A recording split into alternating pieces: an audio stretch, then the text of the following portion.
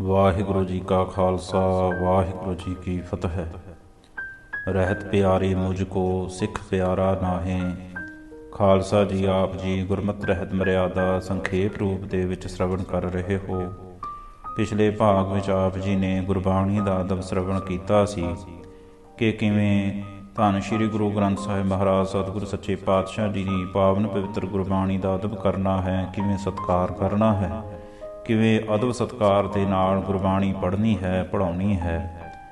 ਅੱਜ ਦੇ ਭਾਗ ਵਿੱਚ ਆਪ ਜੀ ਨੂੰ ਆਨੰਦ ਸੰਸਕਾਰ ਸਰਵਣ ਕਰਾ ਰਹੇ ਹਾਂ। ਆਨੰਦ ਸੰਸਕਾਰ ਪੁਰਾਤਨ ਲੋਕਾਂ ਨੇ ਕਾਰਜ ਸਿੱਧੀ ਵਾਸਤੇ ਮਨੁੱਖੀ ਸਮਾਜ ਨੂੰ 4 ਵਰਨਾਂ ਤੇ 4 ਆਸ਼ਰਮਾਂ ਵਿੱਚ ਵੰਡਿਆ ਸੀ। ਸੰਨਿਆਸ ਨੂੰ ਹੀ ਪ੍ਰਧਾਨ ਮੰਨਿਆ ਸੀ ਕਿ ਸੰਨਿਆਸ ਧਾਰਨ ਕਰਕੇ ਹੀ ਪਰਮੇਸ਼ਵਰ ਦੀ ਪ੍ਰਾਪਤੀ ਕੀਤੀ ਜਾ ਸਕਦੀ ਹੈ। ਗ੍ਰਹਸਥ ਆਸ਼ਰਮ ਨੂੰ ਬਾਕੀ ਆਸ਼ਰਮਾਂ ਨਾਲੋਂ ਮਾੜਾ ਤੇ ਗਲੀਜ ਸਮਝ ਕੇ ਪਰਮਾਰਥ ਦੇ ਰਸਤੇ ਵਿੱਚ ਭਾਰੀ ਰੁਕਾਵਟ ਵਾਲਾ ਜਾਣਿਆ ਅਤੇ ਕਿਹਾ, ਇਸ ਵਿੱਚ ਫਸੇ ਮਨੁੱਖ ਨੂੰ ਉੱਕਾ ਹੀ ਪਰਮੇਸ਼ਵਰ ਦੀ ਪ੍ਰਾਪਤੀ ਨਹੀਂ ਹੋ ਸਕਦੀ। ਇਸੇ ਹੀ ਪ੍ਰੇਰਨਾ ਨੇ ਭਰਤਰੀ ਅਤੇ ਗੋਪੀ ਚੰਦ ਵਰਗੇ ਰਾਜਿਆਂ ਨੂੰ ਰਾਜ ਭਾਗ ਦੇ ਸੁੱਖ ਤੋਂ ਵਾਂਝਾ ਕਰਕੇ ਕੰਨ ਪੜਵਾ ਕੇ ਜੰਗਲਾਂ ਵਿੱਚ ਜਾਣ ਲਈ ਮਜਬੂਰ ਕਰ ਦਿੱਤਾ।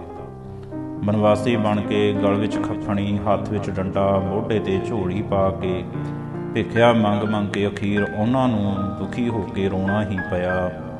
ਯਥਾ ਲੋਭ ਹੈ ਰਾਜੇ ਕੰਨ ਪੜਾਏ, ਘਰ ਘਰ ਮੰਗ ਹੈ ਭਿੱਖਿਆ ਜਾਏ। ਮੰਦ ਬੈਰਾਗ ਜਾਂ ਕਾਰਨ ਬੈਰਾਗ ਦੀ ਹਾਲਤ ਵਿੱਚ ਘਰ ਤਿਆਗ ਕੇ ਜੰਗਲ ਦੇ ਫੁੱਲ ਫਲ ਖਾਣ ਨਾਲ ਪਰਮੇਸ਼ਵਰ ਦੀ ਪ੍ਰਾਪਤੀ ਤਾਂ ਕੀ ਹੋਣੀ ਹੈ, ਵਿਕਾਰ ਵੀ ਨਹੀਂ ਮਿਟਦੇ। ਯਥਾ ਗ੍ਰਹਿਓ ਤਜ ਬਨ ਖੰਡ ਜਾਈਐ, ਚੁਨ ਖਾਈਐ ਕੰਦਾ, ਅਜਹੋ ਵਿਕਾਰ ਨਾ ਛੋੜਈ ਪਾਪੀ ਮਨ ਮੰਦਾ। ਅਤੇ ਮਾਈ ਮਾਂਗਤ ਤ੍ਰੈ ਲੋਭਾਵ ਹੈ ਦੀ ਹਾਲਤ ਬਣੀ ਰਹਿੰਦੀ ਹੈ। ਬੇਅੰਤ ਐਸੇ ਰਿਖੀ ਮੁਨੀ, ਸ੍ਰਿੰਗੀ ਲਿਖੀ, ਸੌਰਵ ਲਿਖੀ, ਜੈਵਨ ਮੁਨੀ, ਨਾਰਦ ਮੁਨੀ ਆਦਿ ਹੋਏ ਹਨ, ਜਿਨ੍ਹਾਂ ਨੂੰ ਮਨ ਦੀ ਐਸੀ ਅਵਸਥਾ ਹੋਣ ਕਰਕੇ ਪਛਤਾਉਣਾ ਪਿਆ। ਗੁਰੂ ਮਹਾਰਾਜ ਜੀ ਨੇ ਤਾਂ ਫਰਮਾਇਆ ਹੈ, ਇਸ ਭੇਖੈ ਥਾਵਹੋ ਗਿਰਹੋ ਭਲਾ, ਜਿਤਹੁ ਕੋ ਵਰਸਾਏ। ਘਰ-ਬਾਰ ਨੂੰ ਛੱਡ ਕੇ ਜੰਗਲ ਵਿੱਚ ਜਾਣ ਦੀ ਤਾਂ ਲੋੜ ਹੈ। ਜੇਕਰ ਰੱਬ ਕਿਤੇ ਜੰਗਲ ਵਿੱਚ ਕੁਟੀਆ ਬਣਾਈ ਬੈਠਾ ਹੋਵੇ, ਜਦੋਂ ਕਿ ਉਸ ਨੂੰ ਪ੍ਰਾਪਤ ਅੰਦਰੋਂ ਹੀ ਕਰਨਾ ਹੈ, ਸ਼ਬਦ ਵਿੱਚ ਸੁਰਤ ਜੋੜ ਕੇ, ਤਾਂ ਹੀ ਤਾਂ ਜੰਗਲਾਂ ਵਿੱਚ ਭਟਕਣ ਨੂੰ ਭਗਤ ਫਰੀਦ ਜੀ ਨੇ ਨਿਰਾਰਥ ਕਿਹਾ ਹੈ। ਫਰੀਦਾ ਜੰਗਲ ਜੰਗਲ ਕਿਆ ਭਵ ਹੈ, ਵਣ ਕੰਡਾ ਮੋੜੇ ਹੈ, ਵਸੀ ਰੱਬ ਹਿਆਲੀਐ, ਜੰਗਲ ਕਿਆ ਢੂੰਡੇ ਹੈ। ਵਾ ਕਾਹੇ ਰੇ ਬਨ ਖੋਜਨ ਜਾਈ, ਸਰਬ ਨਿਵਾਸੀ ਸਦਾ ਅਲੇਪਾ, ਤੋਹੀ ਸੰਗ ਸਮਾਈ ਰਹਾਓ। ਪੋਹਪ ਮਦ ਜੋ ਬਾਸ ਬਸਤ ਹੈ, ਮੁਕਰ ਮਾਹੇ ਜੈਸੇ ਛਾਈ, ਤੈਸੇ ਹੀ ਹਰ ਬਸੈ ਨਿਰੰਤਰ, ਘਟ ਹੀ ਖੋਜ ਹੈ ਭਾਈ।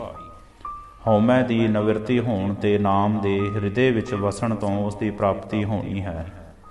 ਹਉਮੈ ਨਾਵੈ ਨਾਲ ਵਿਰੋਧ ਹੈ, ਦੋਏ ਨਾ ਬਸਹਿ ਇਕ ਠਾਏ।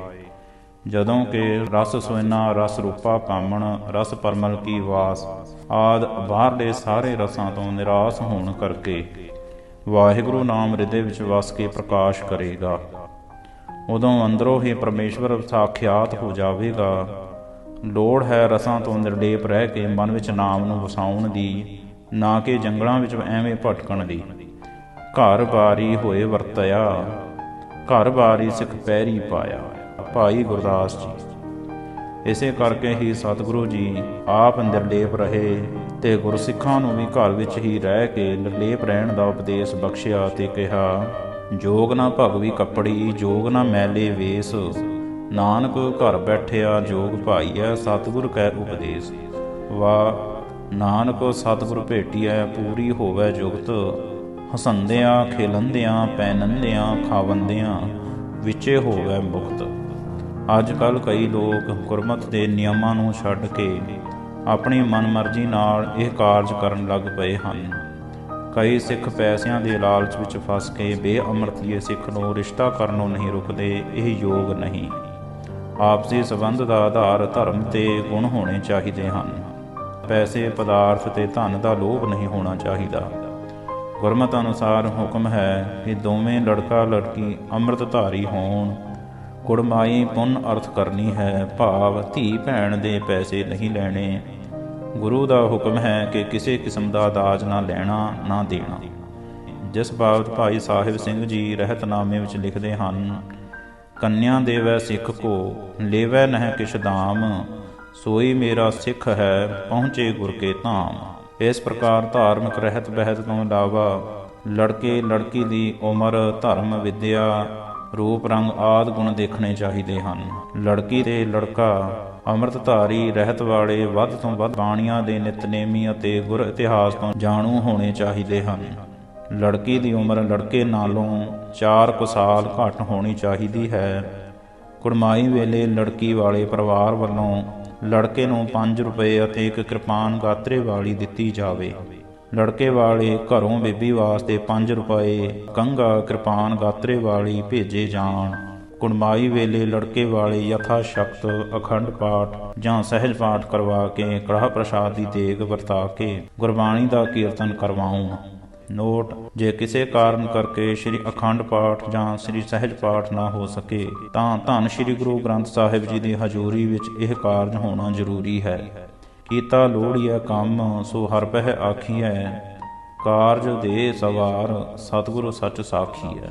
ਆਦਿ ਸ਼ਬਦ ਪੜ੍ਹ ਕੇ ਅਰਦਾਸ ਕਰਕੇ ਸ੍ਰੀ ਮੁਖ ਵਾਕ ਸੁਣ ਕੇ ਭੁਜੰਗੀ ਦੀ ਝੋਲੀ ਵਿੱਚ 5 ਰੁਪਏ ਦੇ ਗਾਤਰੇ ਵਾਲੀ ਕਿਰਪਾਨ ਪਾਉਣੀ ਅਤੇ ਨਾਲ ਇਹ ਸ਼ਬਦ ਪੜ੍ਹਿਆ ਜਾਵੇ: ਸੇ ਸੰਜੋਗ ਕਰਹੁ ਮੇਰੇ ਪਿਆਰੇ, ਜਿਤ ਰਸਨਾ ਹਰ ਨਾਮ ਉਚਾਰੇ। ਕੇਵਲ ਕੜਾਹ ਪ੍ਰਸ਼ਾਦ ਹੀ ਵਰਤਾਉਣਾ ਹੈ। ਉਪਰੰਤ ਛੁਹਾਰਾ ਖਾਣਾ, ਤਿਨਕ ਲਾਉਣਾ, ਗੰਦੇ ਗੀਤ ਗਾਉਣੇ, ਸਿੱਠਣੀਆਂ ਦੇਣੀਆਂ, ਗੰਦੇ ਰਿਕਾਰਡ ਲਾਉਣੇ ਆਦਿ ਸਭ ਮਨ੍ਹਾ ਹਨ। ਇਹੋ ਜਿਹੇ ਸੁਭਾਗੇ ਸਮੇਂ ਸ਼ਰਾਬ ਪੀਣੀ ਅਤੇ ਜੀਵ ਘਾਤ ਆਦਿ ਪਾਪ ਨਹੀਂ ਕਰਨਾ। ਬਸਤਰ, ਬਰਤਨ, ਗਹਿਣੇ ਆਦਿ ਲੈਣੇ ਦੇਣੇ ਮਨ੍ਹਾ ਹਨ। ਜਿਸ ਸਮੇਂ ਲੜਕੀ ਅਤੇ ਲੜਕਾ ਗ੍ਰਹਸਥ ਆਸ਼ਰਮ ਵਿੱਚ ਪ੍ਰਵੇਸ਼ ਕਰਨ ਦੇ ਯੋਗ ਹੋ ਜਾਣ ਤਾਂ ਦੋਹਾਂ ਪਾਸਿਆਂ ਦੇ ਸੰਬੰਧੀਆਂ ਨੂੰ ਚਾਹੀਦਾ ਹੈ ਕਿ ਉਹ ਗੁਰਮਤਾ ਕਰਕੇ ਬਿਨਾਂ ਜੋਤਿਸ਼ ਆਦਿ ਦੀ ਵਿਚਾਰ ਕਰਨ ਦੇ ਕੋਈ ਯੋਗ ਦਿਨ ਜੋ ਦੋਹਾਂ ਸੰਬੰਧੀਆਂ ਨੂੰ ਠੀਕ ਲੱਗੇ ਉਹ ਦਿਨ ਨਿਯਤ ਕਰ ਲੈਣਾ ਚਾਹੀਦਾ ਹੈ। ਸਾਹਾ ਗਣਹਿ ਨਾ ਕਰਹਿ ਵਿਚਾਰ, ਸਾਹੇ ਉਪਰ ਏਕੰਕਾਰ। ਸਾਹੇ ਚਿੱਠੀ ਦਾ ਸਿਰਲੇਖ ਇੱਕ ਓੰਕਾਰ ਸਤਿਗੁਰ ਪ੍ਰਸਾਦ ਹੋਣਾ ਚਾਹੀਦਾ ਹੈ, ਜਿਸ ਕਰਕੇ ਸਾਰੇ ਵਿਘਨ ਦੂਰ ਤੇ ਕਾਰਜ ਰਾਸ ਹੁੰਦੇ ਹਨ।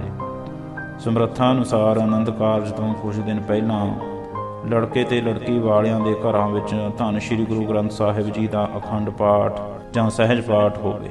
ਲੜਕੇ ਵਾਲੇ ਘਰ ਆਨੰਦਮਈ ਕਾਰਜ ਸਮੇਂ ਵਡਹੰਸ ਮਹੱਲਾ ਚੌਥਾ, ਘੋੜੀਆਂ ਆਦਿ ਗੁਰਬਾਣੀ ਦੇ ਸ਼ਬਦ ਪੜ੍ਹੇ ਜਾਣ।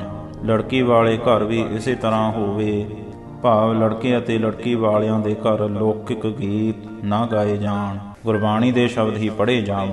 ਬੀਬੀ ਨੇ ਕਿਸੇ ਕਿਸਮ ਦੇ ਗਹਿਣੇ ਅਤੇ ਵੰਗਾਂ ਨਹੀਂ ਪਹਿਨਣੀਆਂ ਅਤੇ ਸੁਰਖੀ, ਬਿੰਦੀ, ਸਾੜੀ ਆਦਿ ਲਾਉਣੀ ਮਨ੍ਹਾ ਹੈ। ਲੜਕੇ ਵਾਲੇ ਧੰਨ ਸ੍ਰੀ ਗੁਰੂ ਗ੍ਰੰਥ ਸਾਹਿਬ ਜੀ ਅੱਗੇ ਅਰਦਾਸ ਕਰਕੇ ਤੇ ਹੁਕਮਨਾਮਾ ਸੁਣ ਕੇ ਫਿਰ ਜੰਝ ਚੜ੍ਹਨ। ਜੰਝ ਬਹੁਤੀ ਜ਼ਿਆਦਾ ਨਾ ਹੋਵੇ। ਗੰਦੇ ਰਿਕਾਰਡ, ਵੇਸਵਾ ਨਚਾਉਣੀ, ਭੰਗੜਾ ਪਾਉਣਾ, ਨੱਚਣਾ ਟੱਪਣਾ ਮਨ੍ਹਾ ਹੈ। ਵਾਂਗਾਂ ਗੁੰਦਣੀਆਂ, ਤੇਲ ਚੜਾਉਣੇ, ਸਿਹਰੇ ਬੰਨ੍ਹਣੇ। ਨੋਟ: ਕਈਆਂ ਦਾ ਕਹਿਣਾ ਹੈ ਕਿ 10ਵੇਂ ਪਾਤਸ਼ਾਹ ਜੀ ਨੇ ਆਪ ਸਿਹਰਾ ਬੰਨ੍ਹਿਆ ਸੀ, ਜੋ ਸ੍ਰੀ ਅਨੰਦਪੁਰ ਸਾਹਿਬ ਵਿਖੇ ਗੁਰਦੁਆਰਾ ਸਿਹਰਾ ਸਾਹਿਬ ਤੋਂ ਸਿੱਧ ਹੈ। ਉੱਤਰ: ਇਹ ਤਾਂ ਖੰਡੇ ਦੇ ਅੰਮ੍ਰਿਤ ਤੋਂ ਪਹਿਲਾਂ ਦੀ ਰੀਤੀ ਹੈ, ਜੋ ਮਗਰੋਂ ਮਨ੍ਹਾ ਕੀਤੀ ਹੈ। ਸਿਰ ਵਾਰਨੇ ਕਰਨੇ, ਸਿਰ ਵਾਰਨਾ ਨਹੀਂ ਕਰਨਾ। ਆਨੰਦ ਕਾਰਜ ਤੋਂ ਉਪਰੰਤ ਲੜਕੀ ਲੜਕੇ ਦੇ ਸਿਰਾਂ ਤੋਂ ਵਾਰ ਕੇ ਰੁਪਏ ਪੈਸੇ ਨਹੀਂ ਦੇਣੇ। ਜੇ ਦੇਣੇ ਹੋਣ ਤਾਂ ਬਿਨਾਂ ਸਿਰ ਵਾਰਨੇ ਦੇਣੇ। ਕਲਗੀ ਲਾਉਣੀ, ਖਾਰੇ ਨਹਾਉਣਾ, ਚੱਪਣੀਆਂ ਭੰਨਣੀਆਂ, ਵੱਟਣਾ, ਮਲਣਾ, ਪਾਣੀ ਵਾਰ ਕੇ ਪੀਣਾ, ਜੰਡੀ ਵੱਢਣੀ, ਜੈ ਮਾਲਾ ਪਾਉਣੀ, ਕਿਸੇ ਜਠੇਰੇ ਜਾਂ ਪੀਰ ਨੂੰ ਮੱਥਾ ਟੇਕਣਾ ਆਦਿ ਮਨਮਤਾਂ ਨਹੀਂ ਕਰਨੀਆਂ। ਢੁਕਾਓ ਵੇਲੇ ਹਮ ਘਰ ਸਾਜਨ ਆਏ ਆਦਿ ਸ਼ਬਦ ਪੜ੍ਹਨੇ ਚਾਹੀਦੇ ਹਨ। ਸਮੇਂ ਸਿਰ ਲੜਕੀ ਵਾਲਿਆਂ ਦੇ ਘਰ ਪਹੁੰਚ ਕੇ ਸਾਰਿਆਂ ਮਿਲ ਕੇ ਆਪਸ ਵਿੱਚ ਗੁਰਫਤਿਹ ਬੁਲਾਉਣੀ ਹੈ। ਪੈਸੇ ਆਦਿਕ ਨਹੀਂ ਸੁੱਟਣੇ। ਆਪਸੀ ਨਿਰਵਿਘਨ ਮਿਲਾਪ ਲਈ ਅਰਦਾਸ ਕਰਨੀ ਹੈ। ਗੁਰਸਿੱਖਾਂ ਦੀ ਇਹੀ ਮਿਲਣੀ ਹੈ। ਸਿੱਠਣੀਆਂ ਦੇਣੀਆਂ, ਜੰਝ ਬੰਨ੍ਹਣੀ ਆਦਿ ਵਿਵਰਜਿਤ ਹਨ। ਇਹ ਸਲੋਕ ਪੜ੍ਹ ਕੇ ਭੋਜਨ ਛਕਣਾ। ਕਾਮ ਕ੍ਰੋਧ ਅਰ ਲੋਭ ਮੋਹ ਬਿਨਸ ਜਾਏ ਅਹਮੇਵ, ਨਾਨਕ ਪ੍ਰਭ ਸਰਣਾਗਤੀ ਕਰ ਪ੍ਰਸਾਦ ਗੁਰਦੇਵ। ਭੋਜਨ ਛਕ ਕੇ ਚੁੱਲ੍ਹਾ ਪੜ੍ਹਨਾ ਹੈ, ਭਾਵ ਅਰਦਾਸ ਕਰਨੀ ਹੈ। ਭਾਵੇਂ ਖੁੱਲ੍ਹਾ ਚੌੜਾ ਵੱਡਾ ਘਰ ਵੀ ਕਿਉਂ ਨਾ ਹੋਵੇ, ਆਨੰਦ ਕਾਰਜ ਗੁਰਦੁਆਰਾ ਸਾਹਿਬ ਵਿਖੇ ਹੀ ਹੋਣਾ ਚਾਹੀਦਾ ਹੈ। ਜੇ ਗੁਰਦੁਆਰੇ ਸਾਹਿਬ ਨਾ ਹੋ ਸਕੇ ਤਾਂ ਧੰਨ ਸ੍ਰੀ ਗੁਰੂ ਗ੍ਰੰਥ ਸਾਹਿਬ ਜੀ ਦਾ ਪ੍ਰਕਾਸ਼ ਘਰ ਵਿੱਚ ਸੁੰਦਰ ਅਸਥਾਨ 'ਤੇ ਕਰਵਾ ਕੇ ਆਨੰਦ ਕਾਰਜ ਕਰਨਾ ਚਾਹੀਦਾ ਹੈ। ਹਰ ਨਾਮੇ ਕੇ ਹੋਵਹੁ ਜੋੜੀ, ਗੁਰਮੁਖ ਬੈਸਹੁ ਸਫਾ ਵਿਛਾਏ। ਦੇ ਗੁਰਮਤਿ ਮਰਿਆਦਾ ਅਨੁਸਾਰ ਭੁਜੰਗੀ ਤੇ ਬੀਬੀ ਵਾਲੇ ਸਤਕਾਰ ਸਹਿਤ ਗੁਰੂ ਕੀ ਹਜ਼ੂਰੀ ਵਿੱਚ ਬੈਠਣ। ਲੜਕਾ ਸੱਜੇ ਪਾਸੇ ਅਤੇ ਲੜਕੀ ਲੜਕੇ ਦੇ ਖੱਬੇ ਪਾਸੇ ਸਤਿਗੁਰੂ ਜੀ ਦੇ ਸਨਮੁਖ ਬਿਨਾਂ ਕਿਸੇ ਉਚੇਚੀ ਵਿਛਾਈ ਤੇ ਬੈਠ ਜਾਣ। ਲੜਕੀ ਨੇ ਨੰਗੇ ਮੂੰਹ ਆਪਣੇ ਆਪ ਆ ਕੇ ਧੰਨ ਸ਼੍ਰੀ ਗੁਰੂ ਗ੍ਰੰਥ ਸਾਹਿਬ ਜੀ ਨੂੰ ਮੱਥਾ ਟੇਕ ਕੇ ਬੈਠਣਾ ਹੈ। ਇਸ ਤੋਂ ਉਪਰੰਤ ਲੜਕੀ ਅਤੇ ਲੜਕੇ ਨੂੰ ਉਹਨਾਂ ਦੇ ਪਿਤਾ ਸਮੇਤ ਖੜੇ ਕਰਕੇ ਗ੍ਰੰਥੀ ਸਿੰਘ ਆਨੰਦ ਕਾਰਜ ਦੀ ਰਸਮ ਦੀ ਆਰੰਭਤਾ ਦੀ ਅਰਦਾਸ ਕਰੇ। ਲੜਕੀ ਅਤੇ ਲੜਕੇ ਨਾਲ ਉਹਨਾਂ ਦਾ ਪਿਤਾ, ਤਾਇਆ, ਚਾਚਾ, ਮਾਮਾ, ਭਰਾ ਆਦਿ ਕੋਈ ਵੀ ਸੰਬੰਧੀ ਖੜਾ ਕੀਤਾ ਜਾ ਸਕਦਾ ਹੈ। ਪਾਠ ਤੇ ਪ੍ਰਕਰਮਾਂ। ਪਹਿਲਾਂ ਲਾਵਾਂ ਦੀ ਪਹਿਲੀ ਪੌੜੀ ਦਾ ਪਾਠ ਗ੍ਰੰਥੀ ਸਿੰਘ ਕਰੇ ਅਤੇ ਜੋੜੀ ਬੈਠੀ ਹੀ ਸੁਣੇ। ਉਪਰੰਤ ਗ੍ਰੰਥੀ ਸਿੰਘ ਧੰਨ ਸ਼੍ਰੀ ਗੁਰੂ ਗ੍ਰੰਥ ਸਾਹਿਬ ਜੀ ਦੇ ਉੱਤੇ ਰਮਾਲਾ ਪਾ ਦੇਵੇ।